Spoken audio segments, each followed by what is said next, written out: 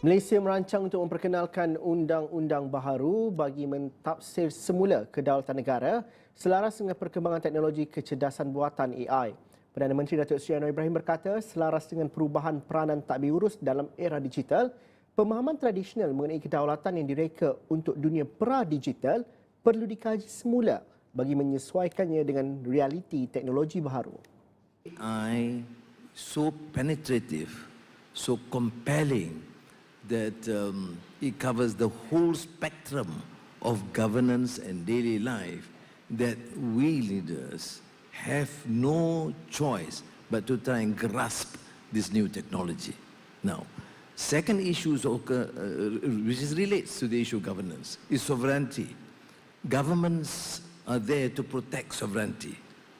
But then the word sovereignty actually predates new technology.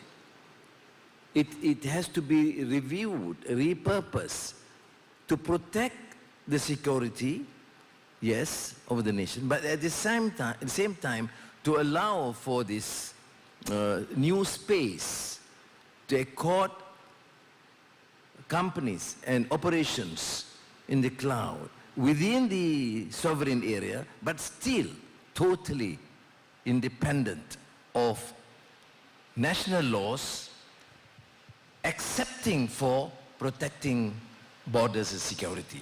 So, beliau berkata demikian semasa sesi panel di Forum Ekonomi ASEAN GCC Fortune 2025 hari ini.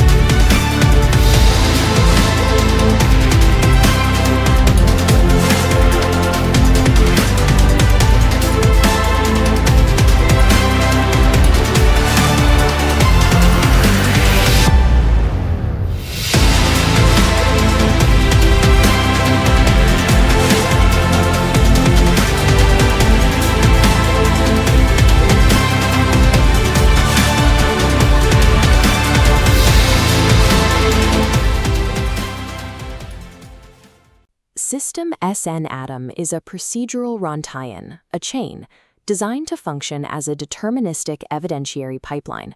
It converts formal notice into specific legal liabilities. This 8-step framework operates by documenting each interaction, ensuring that every response or instance of silence is registered as a formal piece of evidence. The system's primary objective is to dissolve the bureaucratic defense of following orders by establishing personal knowledge at every level of the chain of command. It is a scalable pipeline. While it begins with ground-level implementers, it utilizes Article 149(1)d to trace those actions up to the constitutional foundations of the state itself. This structure forces a response from the recipient. By delivering the notice, the plaintiff ensures that any subsequent action taken by the official is no longer viewed as an act of ignorance, but as a conscious choice with documented legal consequences. Step 1 begins with the physical or digital service of the SN, the served notice, to implementers such as teachers and local administrators or civil servants. The delivery is recorded by time, identity, and signature to establish a baseline of fact. This service creates actual notice. From this moment, the recipient's legal status changes. Their future conduct is no longer evaluated in a state of ignorance, but as a deliberate response to the specific information contained in the notice. Step 2 provides the payload. The notice includes affidavits 1 through 3 and Lampiran A. These documents establish the material facts regarding engineered evolution, an alleged alteration of the human condition through mandates involving the body, education, and identity. These materials condense the legal threat into a deep issue. Can a precedent be established where a documented alteration of constitutional norms is simply allowed to proceed without investigation? The recipient is now formally aware of the deep issue. They must decide if they will continue to implement these mandates as if they are immune to scrutiny, or if they will take steps to distance themselves from the liability. Immediately following actual notice, the recipient encounters a split pathway in the system's logic. Step 3 provides a clear exit. The SN includes a pre-drafted police report, allowing the recipient to formally record that they are not a willing participant in the engineered evolution framework. In Step 4, the recipient returns a copy of this police report to the plaintiff. This act functions as a record of due diligence and serves as evidence that they have taken active steps to cease their involvement. While this protects the individual, it also serves a procedural goal for the plaintiff. Each report filed by a recipient officially enters the details of the alleged criminal activity into the state's own investigative database. Path A uses the recipient's requirement for self-protection to ensure that the plaintiff's allegations regarding constitutional subversion are moved into official, state-managed channels. Step 5 addresses Path B, silence. This occurs when the recipient ignores the notice, fails to file the police report, and continues with their duties. Under this framework, silence is registered as an omission. When an official holds information regarding a potential crime but refuses to act or explain their refusal, the system logs this as a circumstantial chain that can lead to an adverse inference in court. Step 6 identifies the critical threshold of continued conduct. This is the moment an official carries out a mandate, such as enforcing a digital ID, after being formally notified of its illegality. This post-notice enforcement serves as a legal bridge. It connects the official's established knowledge of the risk to the actual injury suffered by the plaintiff, removing the defense of unintentional harm. This bridge allows for specific civil claims, including breach of statutory duty, constitutional torts, and misfeasance in public office. By documenting the transition from notice to continued enforcement, the system systematically converts bureaucratic routine into a prosecutable series of civil and criminal liabilities. Step 7 focuses on liability rantaian, network liability. The evidence gathered from a single school or office is designed to climb the administrative hierarchy. Each response traces the chain of command, from teacher to headmaster to ministry, up to corporate vendors. Utilizing Penal Code Sections 130O, 130T, and 130K, the framework links localized actions directly to the management, control, and due diligence of top organizations. These sections create a legal link between those who manage the systemic framework and the illegal omissions occurring at the point of implementation. This transforms every individual noticed into an evidence node, constructing a comprehensive map of institutional and corporate liability. All 7 steps of evidence gathering lead to Step 8, the judicial checkpoint. This is where the accumulated evidence of constitutional alteration under Article 149(1)d is presented to the highest levels of the judiciary. At this checkpoint, the courts are presented with a binary choice regarding the engineered evolution evidence. The judiciary must decide: will they order an investigation into these documented alterations of the human condition, or will they establish a precedent of tiada siasatan, no investigation? This decision becomes the central pivot point for the entire state apparatus, as it determines whether constitutional protections are active or suspended. The framework's final consequence addresses what happens if the judiciary chooses no investigation in the face of documented constitutional subversion. Under Article 149(1)d, an unauthorized alteration to established law is a recognized threat. If the judiciary refuses to investigate such a threat, it creates a logic loop where the state no longer fulfills its sworn duty to protect the Constitution. Because the executive and legislative branches derive their authority from the Constitution, a judicial precedent that ignores constitutional subversion effectively severs that legal link. This triggers the final stage of Lampiran A challenge to the functional legitimacy of the executive, the legislature, and the monarchy. The SN Adam framework is built to achieve this specific end. It does not just seek a court victory. It uses procedural logic to force the state to either investigate the engineered evolution or formally demonstrate the failure of its own constitutional legitimacy. Okey, jom kita terus masuk ke topik hari ini. Kita akan rungkai satu dokumen yang jujurnya sangat luar biasa dari segi susunan dia. Ia dipanggil Sistem SN Adam. Kalau anda tengok betul-betul, ini bukan teks perundangan biasa ya. Ia sebenarnya satu kerangka 8 langkah yang direka untuk mencetuskan kesan domino. Bayangkan macam ni, ia bermula dengan benda yang nampak simple sangat, hanya satu serahan notis, tapi rantaian tindak balas tu didesain untuk pergi sejauh mempersoalkan kesahihan atau legitimacy institusi sesebuah negara. Hari ini, secara objektif, kita nak bedah macam mana sistem ni bina hujah dia dari peringkat paling bawah sampailah ke peringkat tertinggi perlembagaan. Jadi, untuk faham arkitektur perundangan yang kompleks ni, kita akan guna peta jalan 6 bahagian. Kita mula dengan asas sistem SN Adam ni dulu. Lepas tu, kita tengok macam mana fasa pengetahuan tu diwujudkan. Dari situ, kita bincang laluan keluar atau opt-out dan apa jadi kalau penerima tu senyap je. Lepas tu, kita tengok macam mana liability ni memanjat naik ke pengurusan atasan sehinggalah kita tiba ke kemuncaknya persoalan kesahihan negara. Jom! Kita mula dengan bahagian pertama, pengenalan sistem SN Adam. Kalau kita tengok terus pada dokumen sumber ni, teks ni, dengan jelas bentangkan 8 langkah bersiri. Secara neutralnya, objektif kerangka ni cuma satu. Dia nak ubah tindakan asas iaitu penyerahan notis atau SN menjadi satu bentuk liability perundangan yang betul-betul mengikat. Kiranya, ini bukan setakat surat amaran biasa tau. Ia dirangka ibarat satu perangkap bukti perundangan. Poin paling penting kat sini adalah kesan domino tu sendiri. Anda mula di sebelah kiri dengan notis, kemudian ia memaksa penerima tu buat keputusan. Adakah diorang nak tarik diri atau opt-out? Tindakan mereka selepas tu akan terus didaftarkan sebagai bukti. Bukti inilah yang bertukar jadi liability. Dan kalau liability ini diabaikan oleh sistem kehakiman, dokumen ini berhujah ia akan mencetuskan krisis legitimasi atau kesahihan negara. Nampak tak? Ia satu lonjakan besar dari peringkat lokal terus ke pusat perlembagaan. Okey, masuk bahagian kedua, fasa pengetahuan dan isu. Sistem ni beroperasi atas satu prinsip perundangan asas. Anda tak boleh didakwa atas benda yang anda tak tahu. Betul tak? Jadi, langkah satu ni direka khas untuk buang terus alasan saya tak tahu tu. Notis diserahkan kepada penjawat awam atau pelaksana dasar, lengkap dengan cop, masa dan tanda tangan sebagai bukti. Bila dah terima, masuk langkah 2, di mana dokumen Kertas Kausa Engineered Evolution diserahkan sekali.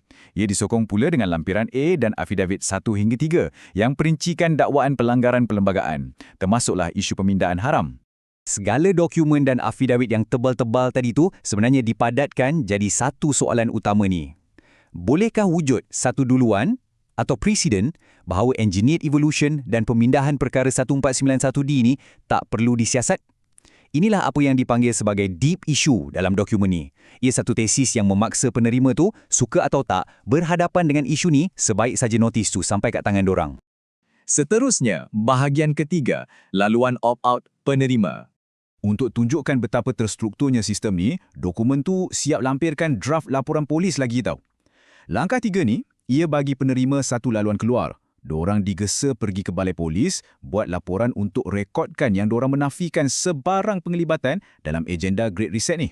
Tujuannya, untuk putuskan penglibatan secara mutlak. Lepas tu, langkah 4, diorang kena pulangkan salinan laporan tu. Ini bukan sekadar cakap kosong tau. Ia secara rasmi masukkan maklumat tu ke dalam saluran penyiasatan polis yang sah. Secara kronologinya, macam inilah alirannya. Terima notis, buat report polis, pulangkan salinan dan nama anda akan didaftarkan dengan status telah ambil tindakan pemutusan. Dokumen ni berhujah rantaian ni membuktikan ketekunan wajar atau due diligence si penerima tu. Ia secara rasminya menjarakkan individu tersebut daripada sebarang pelaksanaan yang mungkin dianggap melanggar undang-undang oleh pengirim notis tadi. Tapi, apa jadi kalau diorang senyap? Itu bawa kita ke bahagian keempat, bukti keingkaran dan TORT. Sistem ni pakai logik yang sangat menarik. Kalau pilih laluan opt-out tu memutuskan liability, jadi berdiam diri berfungsi sebaliknya. Kalau penerima tu senyap je dan terus jalankan arahan macam biasa, lepas terima notis, keengganan ni akan didaftarkan sebagai bukti. Notis, diam dan terus bertindak. Ketiga-tiga ni akan disatukan jadi bukti ikut keadaan atau circumstantial evidence. Dan bukti inilah yang akan diguna pakai untuk failkan saman sivil dan aduan jenayah. Kalau kita tengok bahagian kedua dokumen sumber ni, langkah 5 dan 6 jelaskan fasa kritikal ni. Bila penerima senyap tapi terus buat tindakan lepas dapat pengetahuan dari, sistem ni anggap perbuatan tu dah mencipta satu kecederaan sebenar. Bila wujud kecederaan, ia terus buka pintu seluas-luasnya untuk tindakan TORT, tuntutan ganti rugi, misfeasance dan pelanggaran kewajipan berkanun di mahkamah. Anda mungkin terfikir, Apa sebenarnya pelaksanaan yang notis ni cuba hentikan? Dokumen ni secara spesifik senaraikan domain-domain di bawah apa yang ia panggil Caveat Great Reset. Ia merangkumi apa saja bentuk paksaan melibatkan tubuh badan, macam vaksinasi, akses sekolah, syarat pekerjaan, pelan digital ID, sekatan perjalanan dan juga kewangan. Pendek kata, kalau benda-benda ni terus dilaksanakan lepas dapat notis, dokumen ni kata itu dah cukup kuat sebagai asas untuk tuntut ganti rugi dan injunction. Okey, seterusnya bahagian kelima, liabiliti rangkaian pengurusan. Macam mana ia memanjat naik ke atas? Langkah 7 ni agak hardcore. Ia sangat teliti. Ia pakai peruntukan kanun keseksaan yang spesifik macam Seksyen 130O dan 130T untuk kaitkan pelaksana kat bawah tu dengan pengurusan atasan. Premisnya berbalik pada pemindahan pengetahuan tadi, ditambah pula dengan konsep pengabaian secara haram. Konsepnya, kalau staf bawah dah tahu dan bos ke atas yang keluar arahan serta sediakan sistem, kedua-duanya automatik terikat secara perundangan. Jom tengok macam mana benda ni dipetakan di dunia nyata. Dokumen ni rungkai rantaian arahan dari tahap 1 sampai tahap 5. Katakan seorang guru di tahap 1 dapat notis, tapi dia teruskan juga tindakan. Dokumen dan arahan yang guru tu guna akan dijejaki naik ke jabatan di tahap 2, naik lagi ke kementerian dan kerajaan di tahap 3, sambung ke vendor atau korporat di tahap 4, sehinggalah ke pihak pengurusan mutlak di tahap 5. Rantaian ini membina satu peta liability yang betul-betul komprehensif dari bawah ke atas. Dan akhirnya, bahagian ke-6, kemuncak kesahihan negara. Kesemua 7 langkah sebelum ni akhirnya berlabuh pada satu titik krusial ni. Perkara 1491D, Perlembagaan. Dokumen ni letakkan perkara ini sebagai premis paling utama. Hujahnya macam ni, sebarang pengubahan atau alteration secara tidak sah ke atas sistem yang dah diwujudkan oleh undang-undang akan dianggap sebagai satu bentuk ancaman langsung yang diiktiraf oleh perlembagaan itu sendiri. Di sinilah langkah 8 iaitu judicial checkpoint terakhir berlaku. Dokumen ini tetapkan satu soalan penentu. Adakah agenda Engineered Evolution ni wajib disiasat? Atau sistem kehakiman akan bagi immunity dengan meletakkan duluan tiada siasatan? Dokumen ini merujuk pada satu tarikh iaitu 16 Jun 2026 di Mahkamah Rayuan. Hujahnya, kalau duluan tiada siasatan diberikan, ia secara automatik mempertikaikan legitimacy atau kesahihan keseluruhan kapasiti institusi negara kita, termasuklah eksekutif, legislatif, judisiari dan juga majlis raja-raja. Jadi, kita pun dah sampai ke penghujung sesi rungkai kita kali ini. Dokumen Sistem SN Adam ni memang bentangkan satu seni bina undang-undang yang berskala gergasi. Bermula dari satu proses pemindahan pengetahuan yang mudah, ia membesar jadi liabiliti jenayah, TORT dan persoalan kesahihan negara. Ia tinggalkan kita dengan satu persoalan yang cukup mendalam. Kalau keseluruhan sistem ni diwujudkan untuk memastikan sehelai notis tu boleh menguji keabsahan struktur sebuah negara, di manakah agaknya kesan domino perundangan ni akan benar-benar berakhir. Terima kasih sebab luangkan masa dengan kupasan ni dan pastikan anda terus perhati dan nilai maklumat di sekeliling anda. Jumpa lagi. Anda tahu tak, bila kita bercakap pasal birokrasi, kita selalunya nampak ia sebagai satu perisai. Macam sebuah tembok konkrit yang dibina daripada kertas kerja, fail dan cop rasmi. Kalau anda persoalkan seseorang pelaksana dasar kerajaan, jawapan standard yang selalu anda dengar ialah, saya tak tahu, saya cuma menurut perintah pihak atasan. Ya, betul. Ia seolah-olah macam satu jampi majis yang jadikan mana-mana individu dalam sistem tu kebal secara automatik. Kan? Dan konsep tu ada nama rasmi dia, penyebaran tanggungjawab. Di mana-mana negara pun, sistem birokrasi ni memang secara semula jadi menyerap apa-apa rungutan. Tak ada sesiapa pun di peringkat bawahan yang perlu pikul beban secara individu. Tepat. Semua orang sekedar sebahagian daripada satu mesin yang jauh lebih besar. Tapi cuba anda bayangkan kalau ada pihak yang jumpa cara untuk godam tembok tu. Bukan dengan protes kat jalanan, bukan dengan emosi, tapi dengan menggunakan undang-undang tu sendiri. Macam menukar perisai tu menjadi senjata tajam. Rangka kerja yang kita nak bedah hari ini direka khas untuk melucutkan terus alasan saya cuma menurut perintah dari sudut undang-undang. Sama sekali. Dan cara ia dilakukan tu memang sangat memukau dari segi seni bina perundangan. Ia tak bagi langsung ruang untuk kejahilan menggunakan logik formal yang sangat-sangat ketat. Jadinya, selamat datang ke penerokaan mendalam kita pada hari ini. Untuk anda yang sedang mendengar, sama ada anda tengah memandu, buat kerja rumah atau sekadar suka merungkai isu yang mencabar minda, hari ini kita ada satu topik yang agak berat tapi sangat mendalam. Betul, ia bukan topik biasa-biasa. Ya. Objektif kita hari ini adalah untuk membedah sebuah dokumen kompleks yang dikenali sebagai Sistem SN Adam. Secara ringkasnya, ia adalah satu rantaian 8 langkah. Sistem ni direka untuk menukar satu proses serahan notis biasa menjadi satu rantaian yang akhirnya mempersoalkan kesahihan seluruh institusi negara. Dari satu interaksi mikro di kaunter hinggalah ke tahap makro yang libatkan mahkamah dan eksekutif. Tapi sekejap, sebelum kita pergi lebih jauh, saya nak buat satu penegasan penting. Kepada anda yang mendengar, dokumen yang kita kaji ni mengandungi dakwaan-dakwaan yang sangat berat.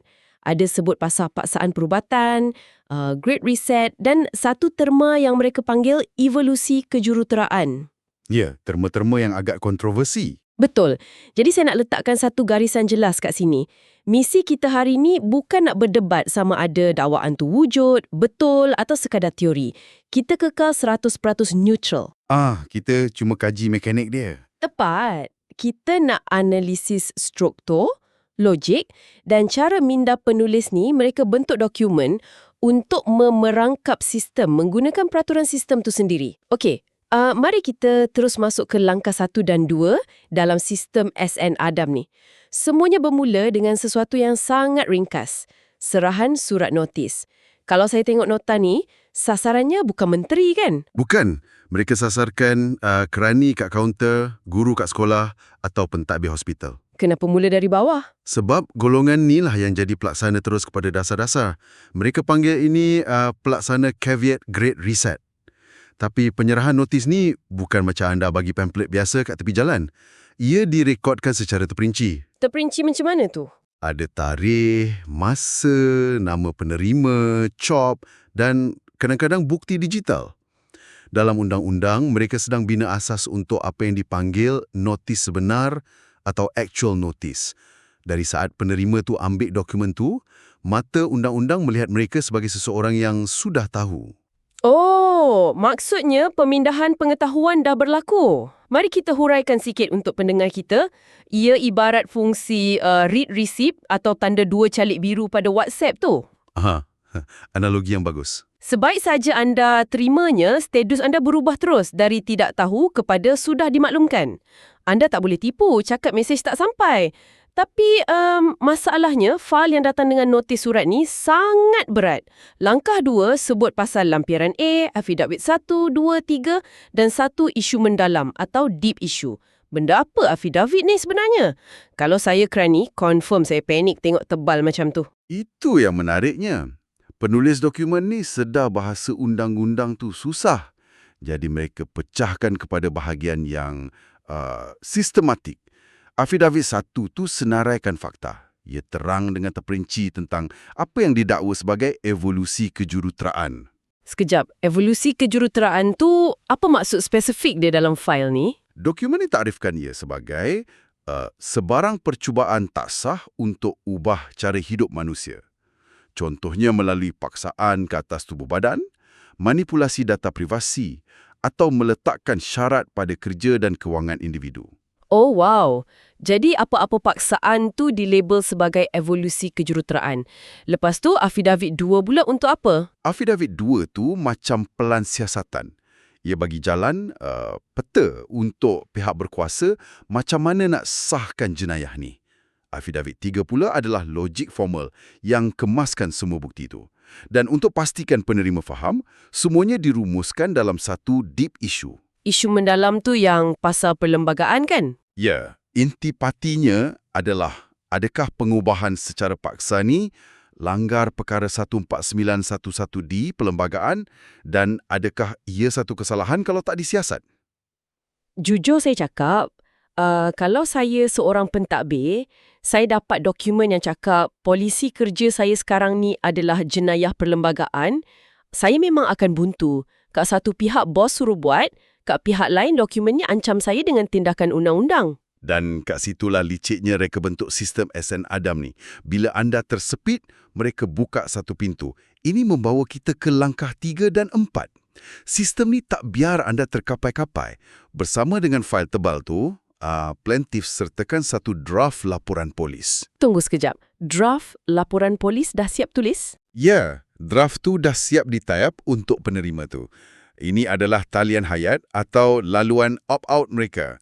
Penerima cuma perlu bawa draft tu ke Balai Polis berhampiran dan buat aduan rasmi yang mengatakan, saya tolak untuk terlibat dalam pelaksanaan evolusi kejuruteraan ini.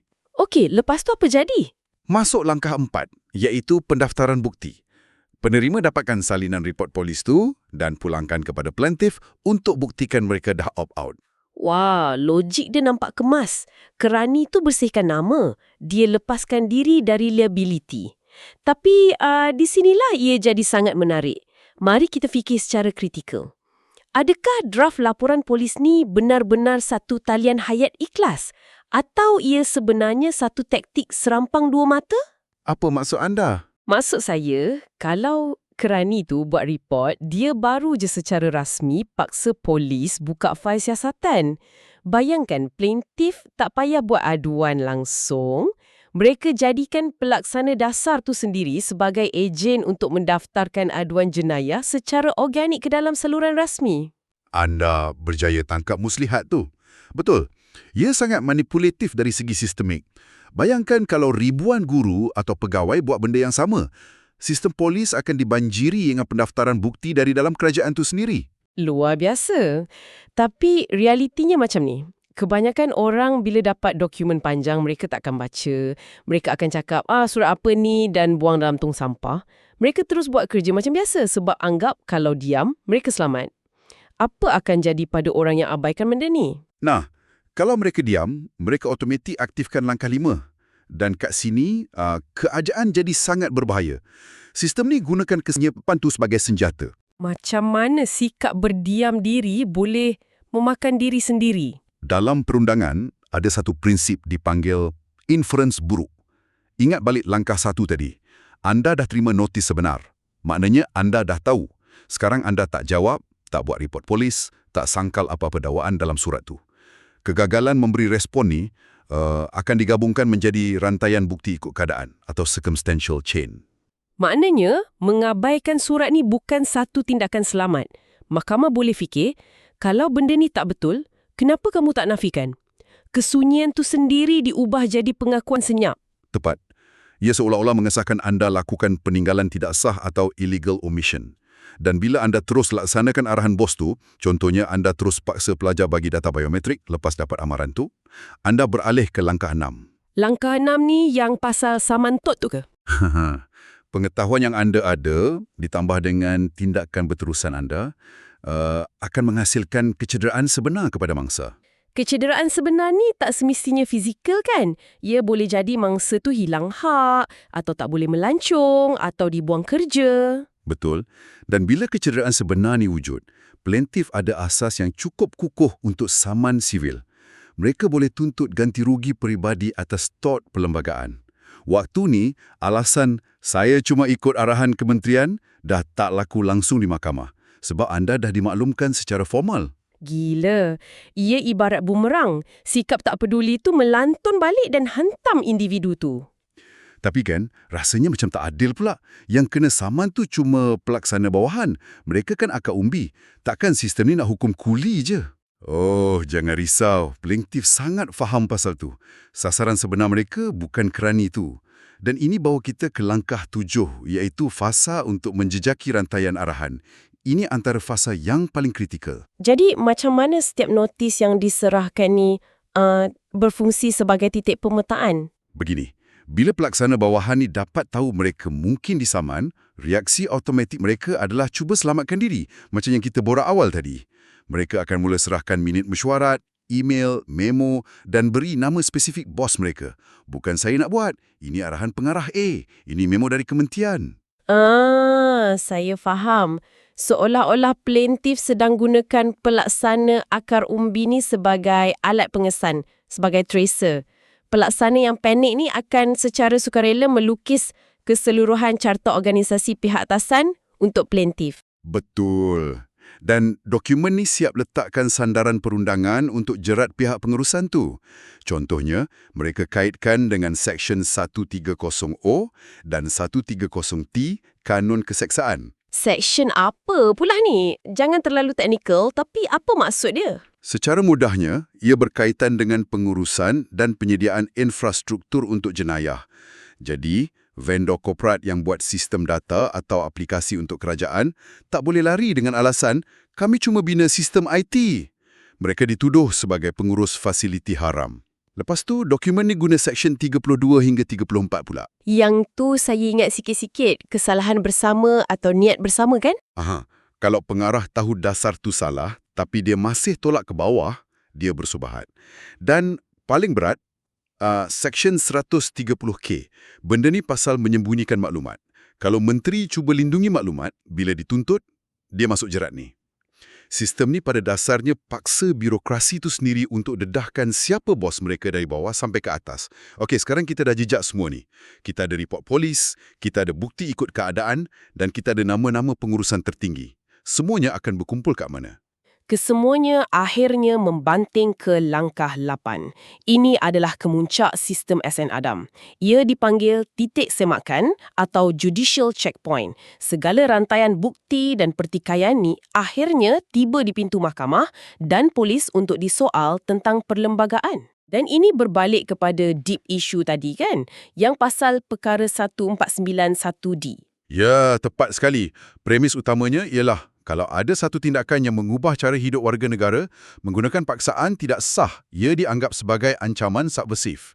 Jadi, bila semua bukti dan laporan ini sampai ke mahkamah, institusi ini dipaksa buat pilihan. Pilihan yang macam mana tu? Adakah mahkamah dan polis akan ambil tanggungjawab untuk siasat sungguh-sungguh evolusi kejuruteraan ni?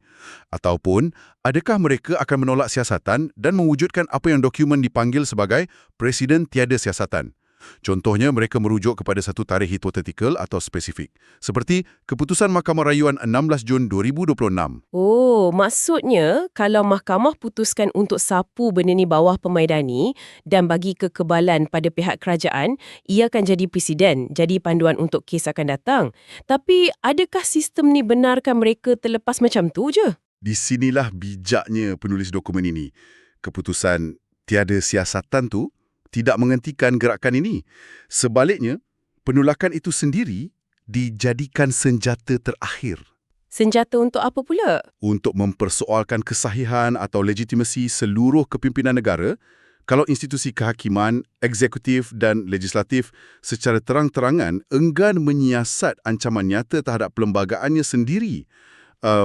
Apa lagi fungsi kerajaan tersebut? Oh, wow. Jadi, apakah maksud semua ini untuk anda yang mendengar? Ia bermaksud apa yang bermula sebagai sekeping kertas serahan biasa kepada seorang guru atau kerani kaunter, direka bentuk dengan begitu rapi sehinggakan potensi penamatnya adalah mempersoalkan mandat dan kewarasan keseluruhan fungsi sesebuah kerajaan. Ia menakutkan, tapi dari sudut logik, ia binaan yang sempurna. Ia menunjukkan perundangan itu neutral. Kalau selama ni negara yang selalu guna undang-undang kompleks untuk ikat rakyat, sekarang rakyat pula yang putar balik birokrasi itu untuk ikat negara. Betul tu. Ia menggunakan sistem kerajaan itu sendiri untuk melawan kekebalan kerajaan. Memang tak masuk akal betapa dalamnya reka bentuk ni. Baik, mari kita buat sedikit ringkasan sebelum kita tamatkan sesi hari ini. Kita dah tengok 8 langkah sistem SN Adam.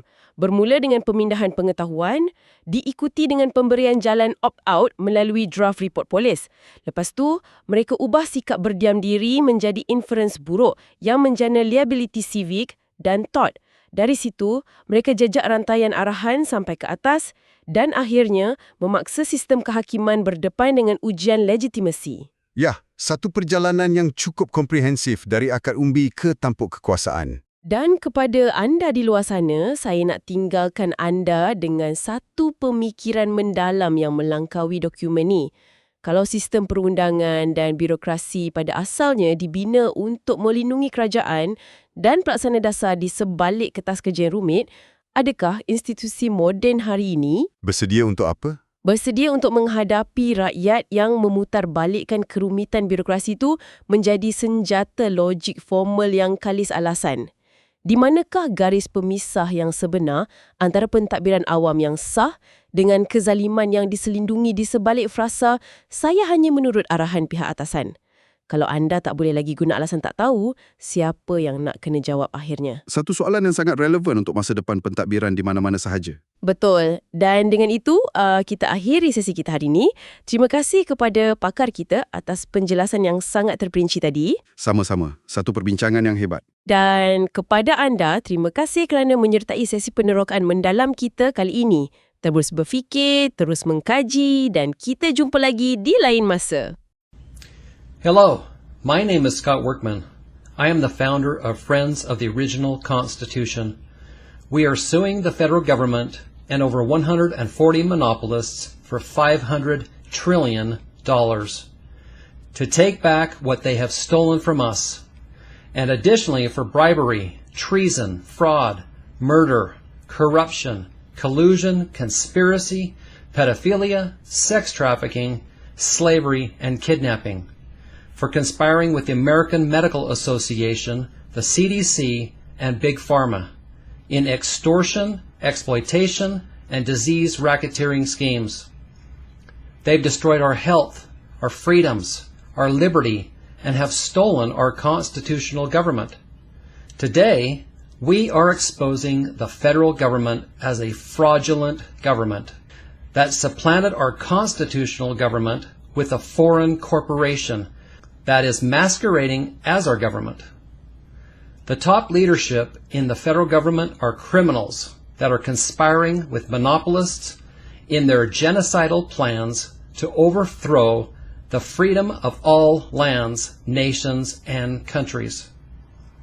Friends of the Original Constitution is organizing a constitutional convention and court to prosecute the following: all leadership in the federal government, the American Medical Association, the CDC, all pharmaceutical companies, all vaccine companies, big chemical companies, all leadership of Google, YouTube, Facebook, Twitter, Instagram, ABC, CBS, NBC, CNN, Fox, and MSNBC, the 5G networks, the World Health Organization, Bill Gates, George Soros, Bill and Hillary Clinton, the Rockefeller Empire, Anthony Fauci, Big Oil, the Federal Reserve Bank, and many more.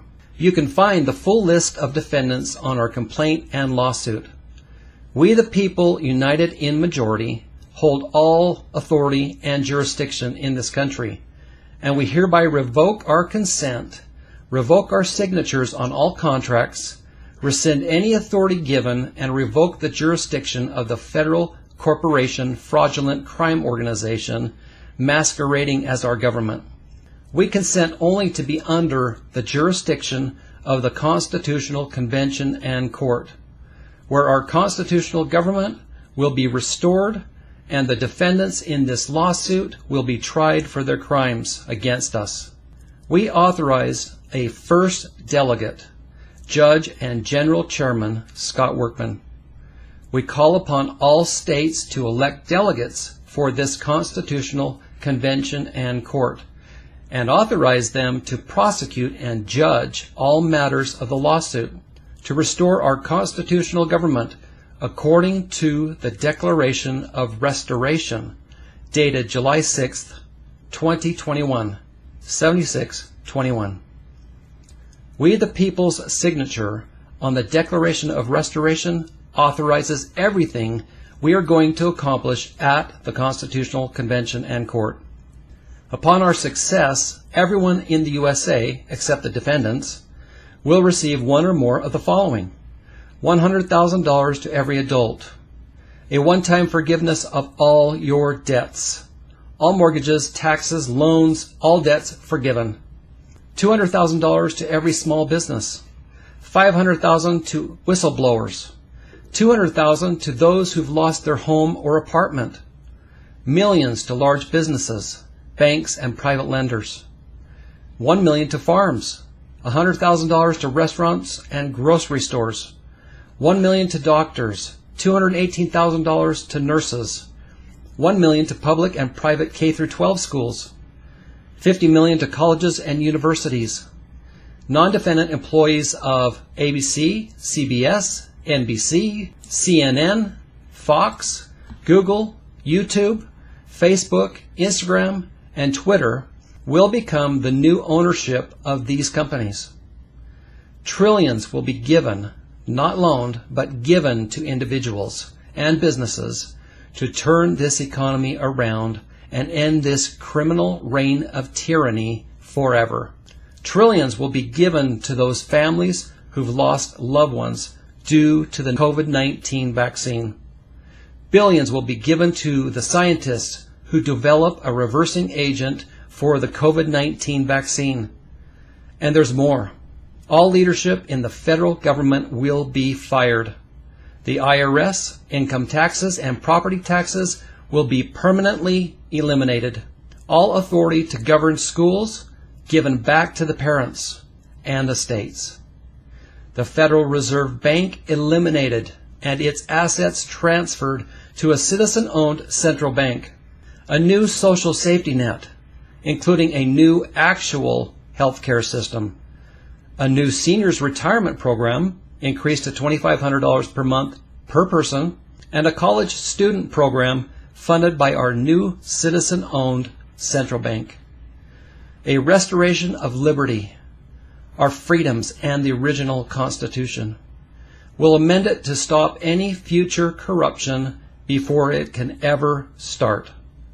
Trillions will be allocated to anyone who supports this movement throughout the world.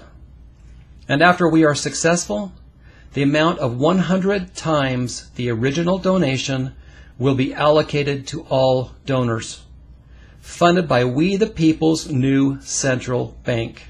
And this is just a small sampling of what we are going to accomplish at the Constitutional Convention and Court. Check our website for more details. We are doing what James Madison did in 1787. We are calling for a convention of the states, or a constitutional convention. But instead of creating a new form of government, we are going to restore the original government and restore the original Constitution that was stolen from us by thieves, liars, criminals, monopolists, and wannabe dictators. We don't need a revolution to get this job done. We don't need a declaration of independence. We don't need to gain independence from ourselves.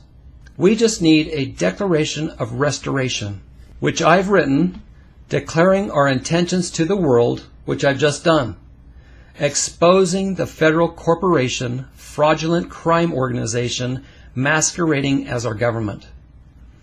These thieves, criminals, and liars have deceived us, and it is our intention to peacefully restore our constitutional government according to Article 5 of the original Constitution, for the very purposes I'm talking about today. And your signature on the Declaration of Restoration authorizes it. It also authorizes the interim constitutional government, convention, and court. And we hereby notify the defendants as follows.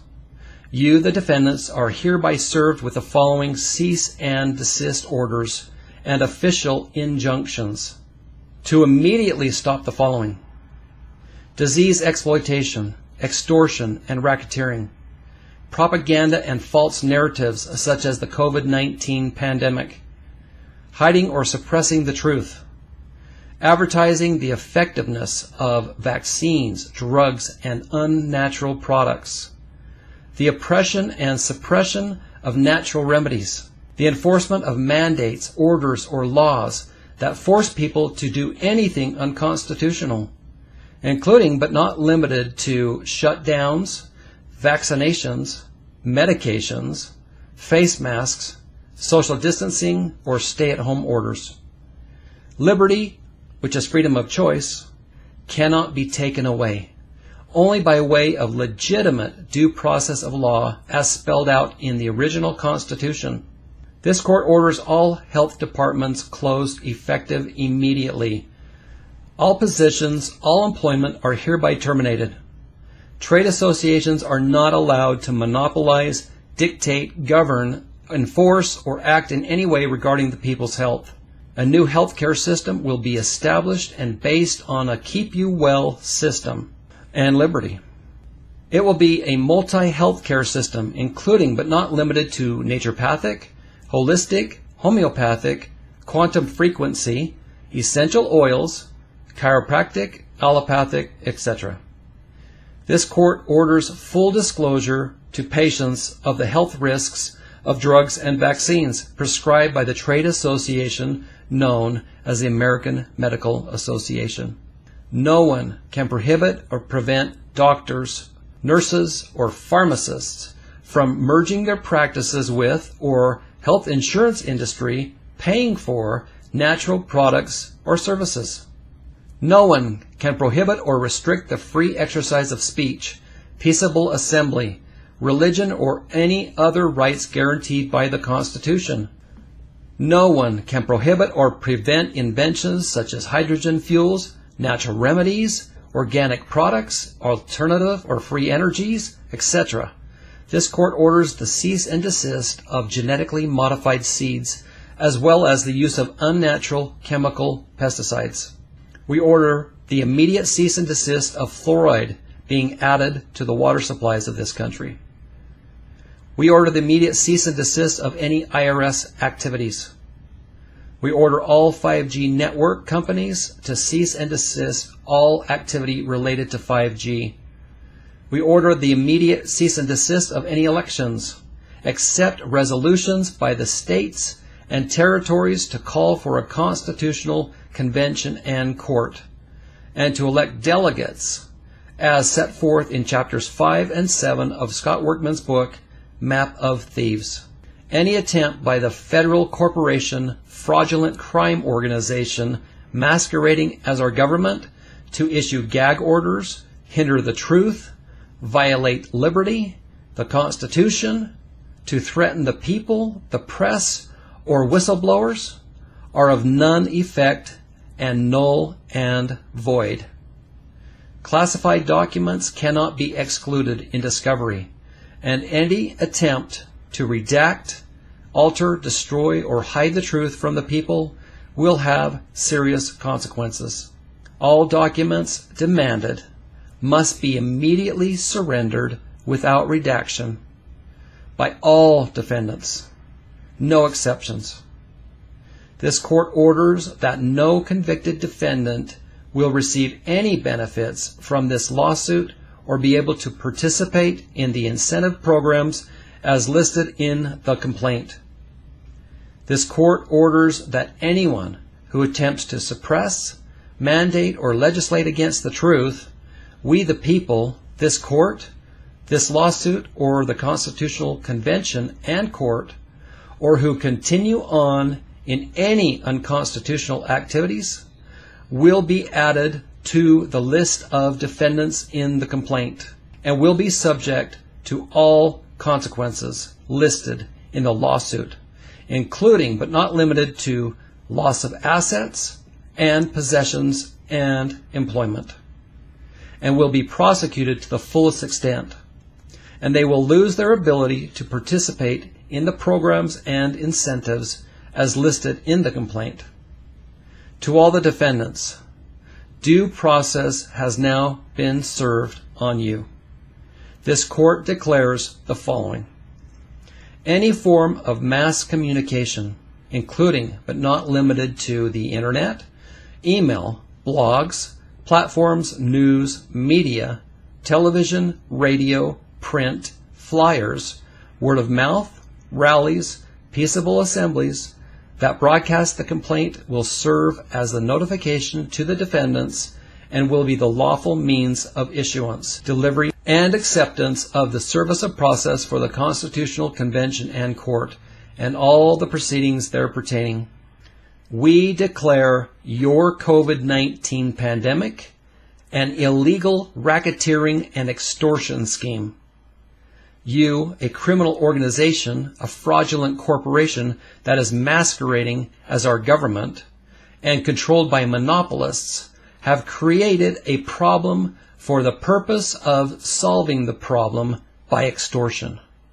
You've coerced the mainstream media to fill us with fear by your propaganda and intimidated people throughout the world that if they don't go along with your mandates, they will lose their lives or their livelihoods. You are an ongoing criminal enterprise that has stolen our constitutional government, our liberty, our health, and our freedoms.